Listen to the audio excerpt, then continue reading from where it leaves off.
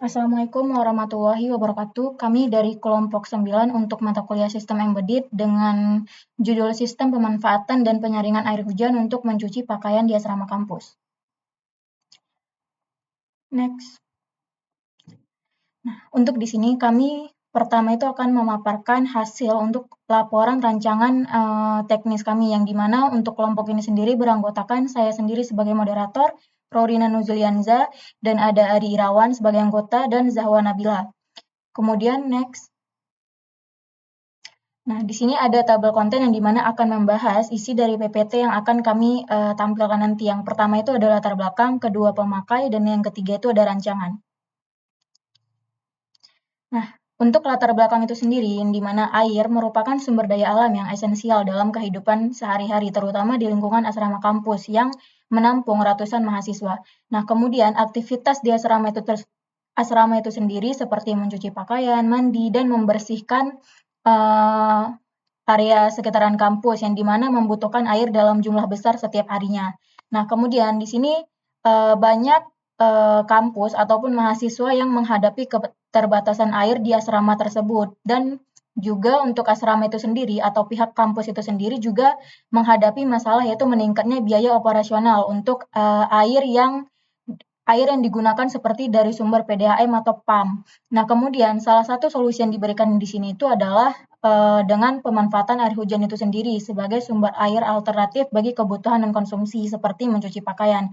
Dan teknologi yang digunakan itu seperti sistem yang akan kami buat berbasis embedded yang dimana memungkinkan pengoperasian yang otomatis dan efisien. Nah, inovasi ini tidak hanya membantu mengurangi penggunaan air bersih dan penghematan biaya, tetapi juga berkontribusi pada keberlanjutan lingkungan serta meningkatkan kesadaran mahasiswa akan pentingnya konservasi air.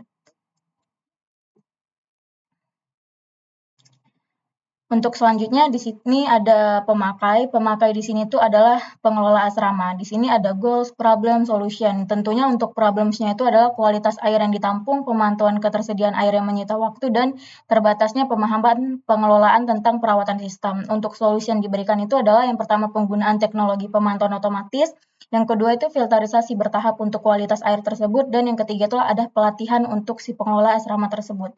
Next. Nah, kemudian di sini masuk ke tahap rancangan yang akan dilanjutkan oleh Adi Irawan. Kepada Adi Irawan dipersilakan. Baik, di sini saya akan menjelaskan untuk rancangan. Yang pertama itu ada aktivitas. Di sini aktivitas dari persona atau usernya itu ada 3, yaitu yang pertama mengecek ketinggian air di penampungan atau tangki air, yang dimana pengelola asrama memeriksa ketinggian air di penampungan melalui LCD atau liquid crystal display yang terpasang pada sisi tangki air.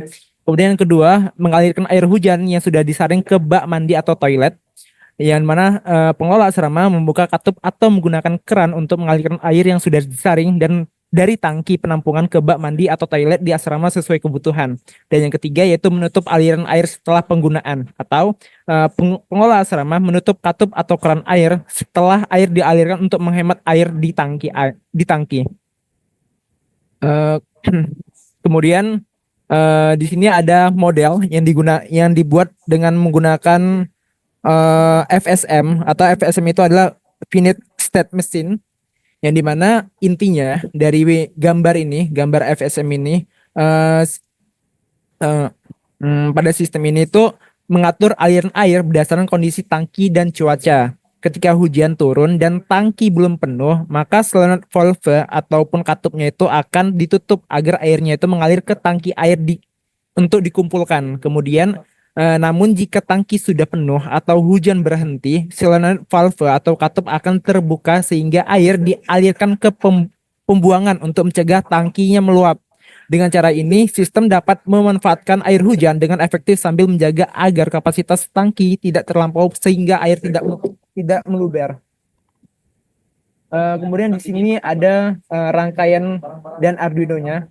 Ini di sini rangkaian komponen-komponen elektroniknya. Di sini ada Arduino, kemudian ada breadboard, ada sensor hujan, ada relay dengan 1 channel untuk solenoid valve-nya dengan 12 volt, dan akinya untuk menghidupkannya itu 12 volt dengan 5 Ah.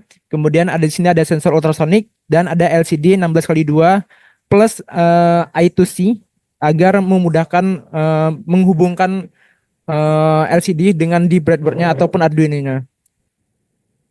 Di sini kemudian ada bill of material atau harga-harga harga-harga barang yang akan kami gunakan.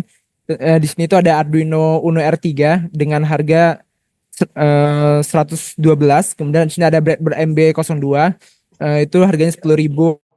Kemudian ada kabel jumper 20 cm dengan satu set, itu harganya 10.000. Ada sensor ultrasonic, itu harganya 15.000. Ada sensor air hujan, harganya 6.000. Relay satu channel tadi itu harganya 10.000. Kemudian ada LCD 16x2 plus I2C, itu harganya 41.000. Kemudian ada selain valve DC 12 volt NCN0, itu harganya 36.000. Kemudian ada aki 12 volt dengan 5Ah, itu harganya 140.000. Kemudian ada saringan mesh untuk saringan kasar atau fisiknya, itu harganya 50.000. Kemudian ada filter air jernih yang digunakan untuk filter terakhir biar airnya itu bersih, dan juga mempengaruhi pH airnya, itu harganya 42.000. Kemudian ada keran air untuk mengeluarkan airnya atau memasukkan airnya ke dalam tangki air, itu harganya 30.000. Kemudian ada pipa setengah inci dengan panjang 3 meter, itu harganya 7.500 dikali 3, maka hasilnya 22.500. Kemudian ada pipa setengah inci, itu satu buah, harganya 2.000. Kemudian ada elbow setengah inci untuk pipanya, itu satu buah, harganya 2.000. Kemudian ada cincin keran air, harganya 1.000 satu buah. Jadi total semua barang yang kami beli itu harganya 529.500 perak. Saya kembalikan ke moderator. Baiklah, saya rasa sekian pemaparan dari kami mengenai laporan rancangan teknis ini. Apabila ada kesalahan, mohon maaf. Terima kasih. Assalamualaikum warahmatullahi wabarakatuh.